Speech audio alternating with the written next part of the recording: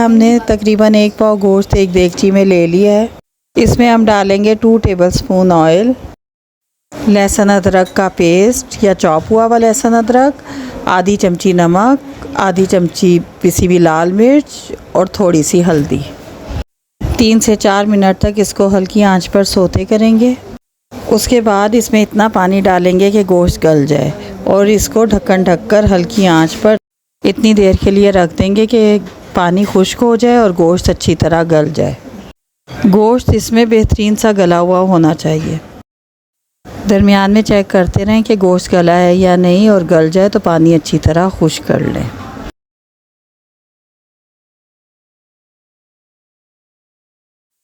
अब हमारा गोश्त अच्छी तरह गल चुका है और पानी खुश्क हो गया है, तो हम देगची चूल्हे से उतार लेंगे।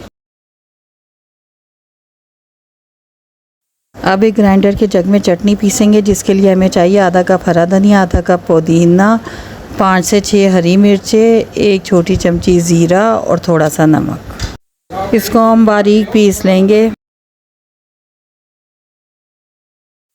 एक बाउल में आधे कप से कम दही ले लें और जो चटनी हमने पीसी है उसमें से 2 चम्मच मिलाकर मिक्स कर लें।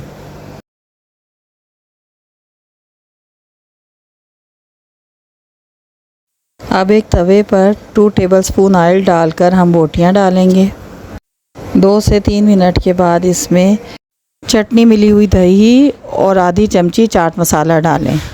अब हमने तकरीबन 5 मिनट तक इसको तवे पर अच्छी तरह भूनना है। चम्मच चलाते जाएं, यहीं से इसके टेस्ट में भरपूर इजाफ़ा होगा।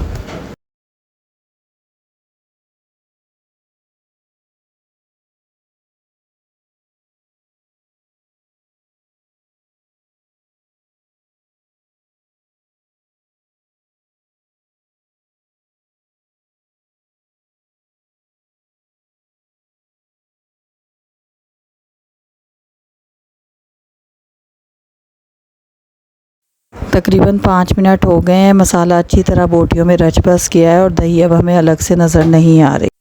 अब इस पर बारीक कटी हुई हरी मिर्च अदरक डालेंगे और फिर एक लीमू अच्छी तरह निचोड़ देंगे।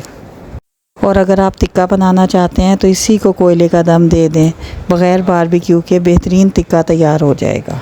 टेस्ट करके देखें, बार बार बनाने का दिल चाहेगा। बकरीद की दावत की ख़ास डिश।